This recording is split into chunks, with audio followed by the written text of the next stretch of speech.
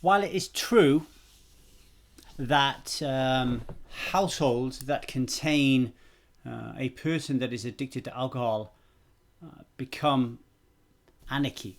So if you drink alcohol and you've got an addiction to alcohol, it affects everybody in the household. That is fact, right? Research bears that out. But it's also worth pointing out that if you choose to be someone that doesn't drink alcohol, the same type of waves are going to reverberate around the household. It's going to be very different, but the same disruption is going to be prevalent, okay? And while managing a relationship under normal circumstances is like navigating a minefield, the likelihood of losing a few body parts, and especially your mind, increases exponentially once you become someone who doesn't drink alcohol and you're in a primary relationship with somebody who has not stopped drinking alcohol, okay? It is very likely that instances of conflict, or if it's your thing, stonewalling, will increase. So what do we do about it? You know, I asked our fellow strivers, and this is what they had to say. So Stella says, for me, whilst I was stopping drinking, I just showed up being sober. She said she left her books and work lying around, and she didn't hide them. She said she faced up to the evil bastard head on. She actually calls the evil bastard Chucky. At 1000 Days Sober, we refer to this evil bastard as resistance, okay? Stella says, for too long, I took the fall for being pissed. Now it was my turn to observe. Let's see how this drunken tyrant works in other people. I played the showing up proud card. I made sure I had all the facts and truth, so nobody can argue with the facts. I await to be approached. It happens a lot more than we think it will by the most unexpected of people. On that, Stella, you know, and for anybody else listening, I resonate with leaving your books and your literature lying around. I didn't do that as a sense of pride, looking back on it. I did it because I was hoping that my ex-wife at the time, my wife at the time, would pick the book up and read it. So my book, the book that changed everything for me, was Alan Carr's Easy Way to Control Alcohol. And I left it around hoping that my wife would pick it up. So I really resonate with that. And she did pick it up, unbeknown to me. And she did read it, unbeknown to me. And she did quit alcohol for a short period of time after reading it. So I guess it kind of worked. However, you know, whilst that might seem on the face of it to be a really good tactic, I wouldn't really recommend it, you know, because if you think about it, it's a little bit manipulative on my part. Stella's angle is a lot better, a lot healthier. She's very proud that she wants to be someone that doesn't drink alcohol. And by leaving her literature there, you know, when her husband says, what are you doing? She says, I'm on Strive, and she's explaining what she's doing. That is a sense of pride. And I think that is really important if you want to be someone that doesn't drink alcohol. And if you live in a household with somebody who is still drinking and they don't want to change, one of the best ways to deal with that is to just keep going ahead and get your head down, do your own thing, look after yourself, but do it with a sense of pride. If you do it with a sense of pride, with your shoulders back, you know, and you stand up tall, I think your journey and your interactions with the person who drinks in your life will be a lot easier to navigate, because you will be stronger. You'll be giving off this really robust, strong image that you're doing something that is really important to you and you're very proud of it. So I think that is like a really important point to make as we take this video, right? Is there anything else that Stella said? For too long I took the fall for being pissed. Now it was my turn to observe, to see this drunken tyrant and other people. I think that is really important. Observation is key in order for us to become people that don't drink alcohol. Remember, the 1000 Days Sober way is to really change your belief system from one that says that it is normal and pleasurable to drink alcohol to one that says, hang on a minute, there's something up here. And to understand that the reason we drink is because alcoholism is an invisible, violent and dominant belief system. So I think that is really important. And one aspect of changing these belief systems is observation, is experimentation, is to actually see are your so-called facts around the value that alcohol provides in life, what kind of, are they based in reality? So I think that's a really important question. So actually just observing and being a neutral bystander and watching people who are drinking and how it affects them, and aligning that with your perceived value. So if you perceive, for example, that alcohol improved your social interactions when you drank alcohol, now you can look at it from a neutral observer perspective and ask yourself the questions. Well, does it look like people are connecting more deeply now they're drinking, or are they disconnecting more? Right. So that observation is really important. So those are the things that I wanted to take out of what Stella said. And also she said she didn't try to change anybody else. She just did her own thing. And as a result of that, her husband went on and stopped drinking alcohol. So there you go. It worked in Stella's case, right? Sue says, fortunately, this doesn't affect me, although it's hard to watch my daughter occasionally go on one of these binges. All you can do is tell them without judgment what their behavior is like for you to watch. Subtle hints or offerings of help and sharing concerns, maybe. I've read about people forcibly sent to detox, but I don't think the success rate here is very high. We must look after our own needs, and this may mean difficult decisions. For many, this must be heartbreaking and practically very hard to manage being under the same roof, especially under lockdown. Sue makes some really excellent points there, really excellent points. And the one that I want to talk about a little bit more is, which one was it that I liked? All you can do is tell them without judgment. All you can do is tell them without judgment what their behavior is like for you to watch. We'll come back to that. I think that's a really good important point that Sue makes. Okay, here are my views on this whole thing. The one thing that you really want to avoid, but it's going to be staring you in the face when you become someone that doesn't drink alcohol and you're in a relationship with someone who does, is judgment and shame. Okay? Because if you start judging somebody else for their decision to drink alcohol, you are treading on very thin ice, because human beings will do anything in their power to retain their autonomy, their decision, and their right to make a choice, especially as they grow older and get rid of their parents. So for so long of our life, more of a third of my life, my decisions, I couldn't make a lot of autonomous decisions, right? My teachers and my parents.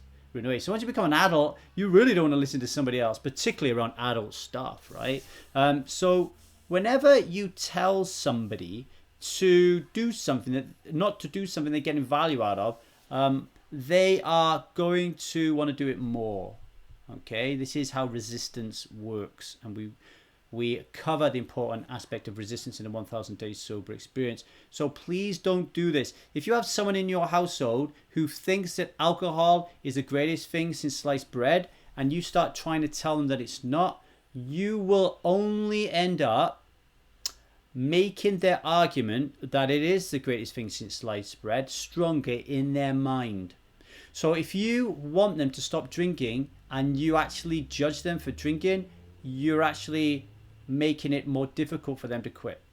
Think about that, okay? That's just human nature. You're going to be stirring up a lot of shame. You're going to be, by judging somebody for drinking, they are going to take that as you shaming them, that what they're doing is unhealthy, not very smart, is stupid.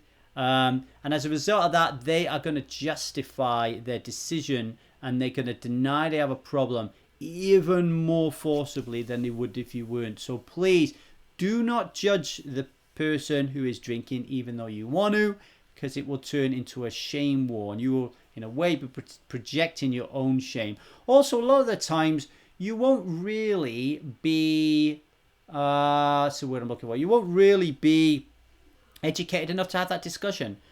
Very often, you could come to somewhere like 1000 Days Sober Experience and you can kind of start to understand the philosophy, but if you start having a conversation with your partner or your siblings or your kids when you really haven't soaked in all the understanding. So if you start talking about alcoholism being an invisible, violent, and dominant belief system, and they start throwing a lot of questions at you, then it's going to make you feel a lot more, you're going to lack credibility. You're going to become more defensive, and there's going to be kind of like, it's going to change the dynamics of the war.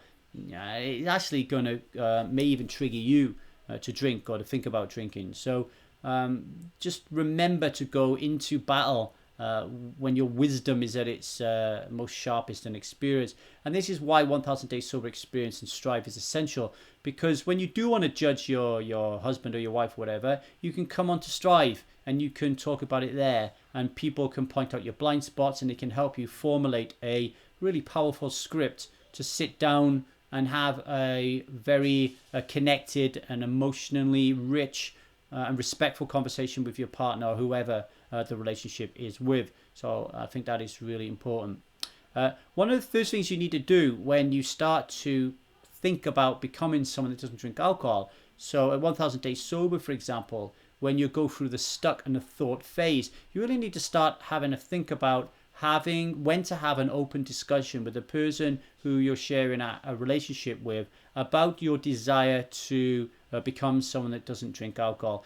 Most people, despite people like myself doing a really cracking job, most people don't really understand the magnitude of the change of being someone that doesn't drink alcohol.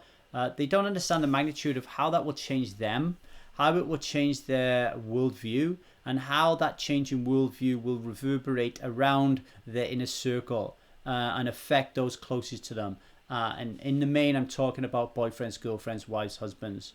It's going to be really, really difficult to navigate the people you share a bed with, really, once you become someone who doesn't drink alcohol. So a lot of times you won't even know the size of the waves that are going to come crashing down on your family. And like I said right at the outset, whilst evidence is pretty damning that if you develop alcohol addiction, it's going to affect your family, when you quit alcohol, it's going to affect your family, right? So we need to be really aware of that. And you need to be able to have this open discussion. You need to have this open discussion with your partner about the choices that you want to make and what support looks like to you, why you want to make that change, how they can support you, or what benefit you feel you're going to get from it. Field any questions that the person may have for you. Even if you're a member of something like 1000 Days Sober, even suggest that they come and have a chat with me or another Strive coach or ambassador, so they can get a greater understanding about A, what you're doing and why you're doing it, and B, how they can support you, right? So that initial discussion is really important. And again, being a member of a group like Strive, 1000 Days Sober Experience is really important, because it enables you to practice those scripts and have that dialogue, to jump onto Zoom or a WhatsApp and have that dialogue with me in the role of your husband, for example. So super important. And boundaries are also important, like if you want to be someone that doesn't drink alcohol and your partner is going to be drinking alcohol, what are the boundaries around that? What are the boundaries around having alcohol in the house? What are the boundaries around people drinking? What are the boundaries around sexual intimacy when people have had a drink? What's the boundaries around having parties around the house and barbecues, etc., etc.? What are the boundaries around going out? Basically, what are the boundaries around protecting your sobriety and, in a way, protecting the other person who's in a relationship's right for autonomy and to do what they want? And if that means drinking a lot of beers and wine or whatever, that we put a protective boundary around how they do that, that allows us to be allies. And that's the other thing that I wanted to talk about, is in our previous video that we recently released called How to Make Allies of Partners That Drink Alcohol, Not Enemies. Check that out. One of the key things to help people who you're in a relationship who are quite obviously suffering from alcohol addiction, but they don't want help, they're not asking for help. One of the ways to do that is just to really build on your relationship. Remember, alcoholism is an invisible, violent, dominant belief system, is non-relational. Okay? Resistance is non-relational. So the antidote has to be relational literacy. All right? So we need to continually build up our communication skills and to practice having really rich, beautiful, loving, respectful, empathic conversations where we can be safe containers to hold space for people and make that kind of like the natural way of ordering things. And if we can do that, then we will cultivate trust, security, and trust. Yeah, just trust and security in our relationships. We will become allies. And then if we're in that spot, when it comes to changing something like being someone that doesn't want to drink alcohol, or being vegan, or stopping eating sugar, or anything else like that is going to impact the other people in the household, they're going to come at it from a point of, well, how can I help you with this? Because we're allies, right? Like, not, well, blah, blah, blah, blah, blah, I can't believe how selfish you are that you're not going to drink, right? So that allyship is really super important, okay? And finally, on this question of becoming more effective communicators, and going back to Sue's point, where she said, all you can do is tell them without judgment that what their behavior is like for you to watch. This is where we go into David Byrne's 5 Secrets of Effective Communication, which came up in his books Feeling Good Together and Feeling Good, the New Mood Therapy, and we use in the 1000 Days Sober Experience and Strive as our kind of model on how we communicate with people. So the 5 secrets of effective communication are effectively find a truth in what the other person said. So if you're having a conversation with somebody, and now for me, it is typically I'm better at this when I'm repairing a rupture. So when I've already had a communication, screwed it up, and then afterwards I'm piecing it back together. But over time, when you practice and practice and practice, it do get ahead of the curve, and you can learn to communicate like this in the moment. But first of all, you find a grain of truth in what the other person said. That's the first secret, okay? So if someone is saying, you know what, you really are a boring bastard when you drink alcohol, when now you stop drinking alcohol. The way to deal with that is to say, do you know what?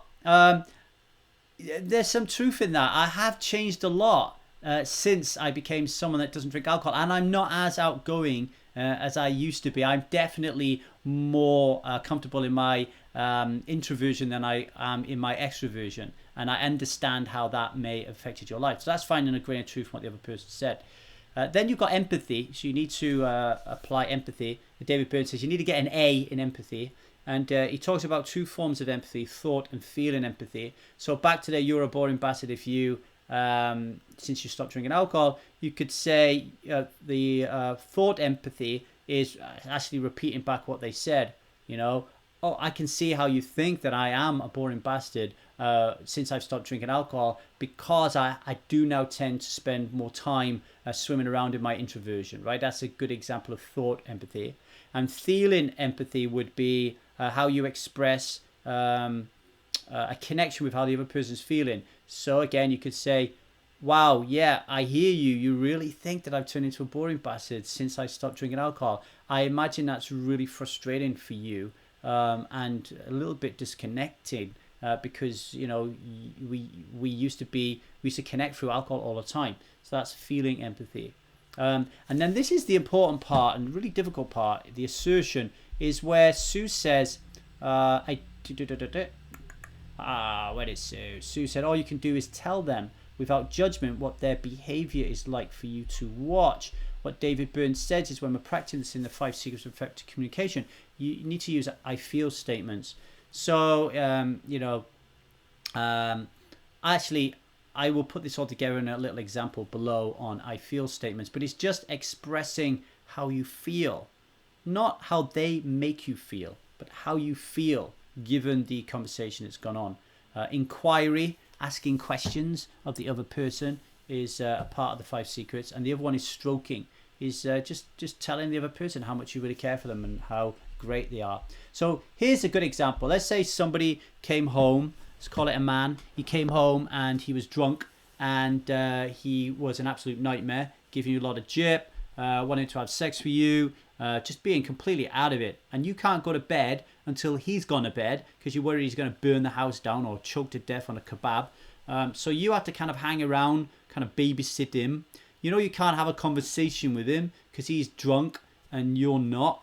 You're very angry and frustrated and annoyed because he's now impinging on your time and slurring around you. He's moaning and groaning, wants to get his leg over, and the last thing you want to do is be anywhere near him. And you're trying really hard just not to lose your shit, and you're just desperate for him to go to bed.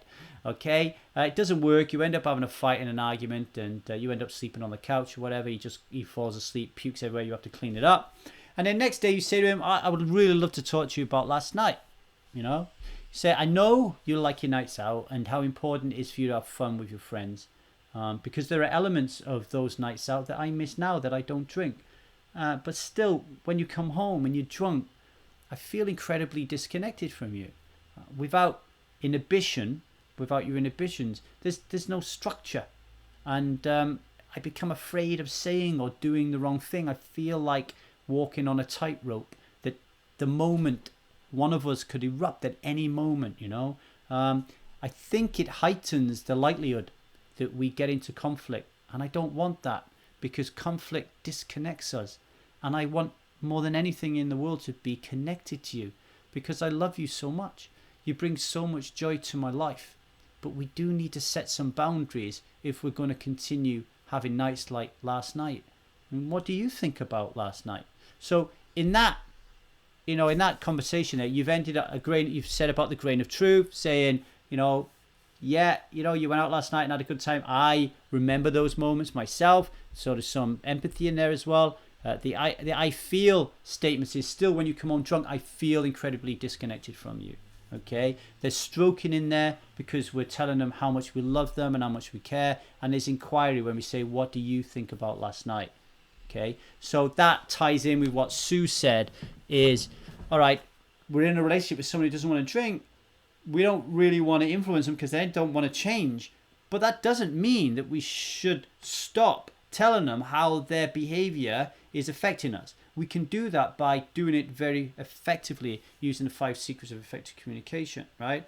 It's much better than how I used to deal with this, was just be silent, and then the person be creeping towards you because they knew they did something wrong, and they say, you're upset with me because of last night. Yeah, you're right, fucking dick, last night, fucked off with it, blah, blah, blah, blah, blah, blah, blah. Because it's just going to create shame, and it's just going to create defensiveness. But if you can kind of reach their level, you know, the way that I described that is more tied in with allyship. That is like, you know, I understand that you love drinking, but this is how it's affecting me. What can we do together to make this work for both of us? All right. Anyway, I hope that helps. If you've got any questions whatsoever on this topic, let me know. If you've got any topics you want me to address, and the Strivers address, let me know. If you want to become more effective at the 5 secrets of effective communication, and more effective at how to help people, or to help people who are not seeking any help at all in this area, then join 1000 Days Sober Experience. It's £40 a month. Go to www.1000dayssober.com and you can sign up there. You can cancel any time. If money's an issue, wing me an email at truthboutalcohol@gmail.com and we'll see what we can do for you. We don't want money to be a barrier. And now you answer this question, okay? If you are in this situation, what do you do? How do you handle this dynamic of being someone that doesn't drink alcohol in a relationship with someone who does? Thank you for listening as always.